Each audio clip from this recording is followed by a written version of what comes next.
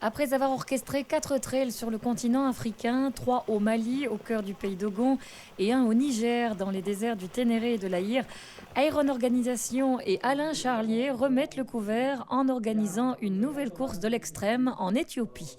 Une course à pied en autonomie totale et donc en autosuffisance alimentaire de 140 km à effectuer sur 4 jours dans la région des lacs de Langano, Chala et Abiyata.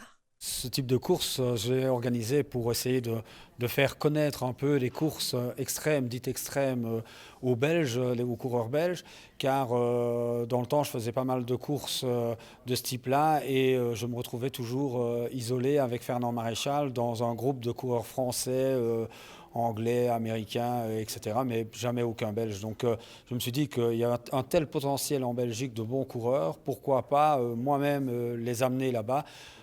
Comme je commence à être un tout petit peu connu dans ce type de course, ça pouvait peut-être les mettre en confiance de venir là-bas avec moi. Moi, j'aime bien les Africains, j'aime bien leur mentalité, leur façon de vivre, et puis j'aime bien la chaleur surtout. Et donc, en fait, au départ, j'avais voulu organiser un truc en Mauritanie, et puis ça ne s'est pas fait. Et puis on est parti sur le Mali, et puis du Mali au Niger, et puis après on est passé de l'autre côté pour aller en Éthiopie. Mais tout ça, ça se fait un peu par hasard. Jusqu'à présent, 28 coureurs ont répondu présents à l'appel des grands espaces et de la course à pied. Un Allemand, 2 Néerlandais, 6 Français, dont 2 Guadeloupéens, et bien sûr des Belges, dont le régional de l'étape Bernard Godon, qui, pour la petite histoire, a gagné tous les trails précédemment organisés par Alain Charlier. 2 jeunes femmes seront également de la partie. Benoît Lespineux, déjà présent sur le trail du Ténéré au Niger, et partant lui aussi. Le virus de la course extrême l'a gagné doucement au fil du temps et des expériences.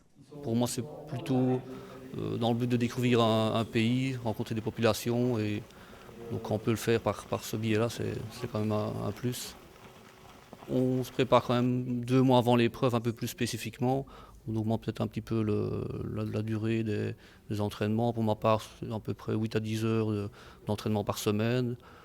Et je veux dire, on ne sait pas vraiment s'entraîner spécifiquement au niveau chaleur. Ici en Belgique, c'est pas possible.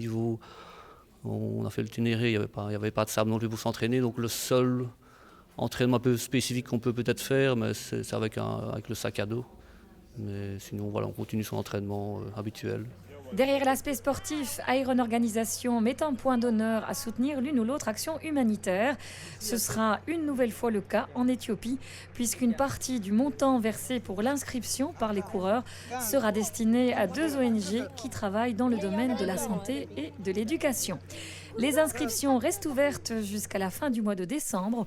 Aussi, si le cœur vous en dit, vous pouvez toujours vous joindre à l'aventure, pour autant que vous sachiez aisément vous enfiler au minimum 40 km sur la même journée.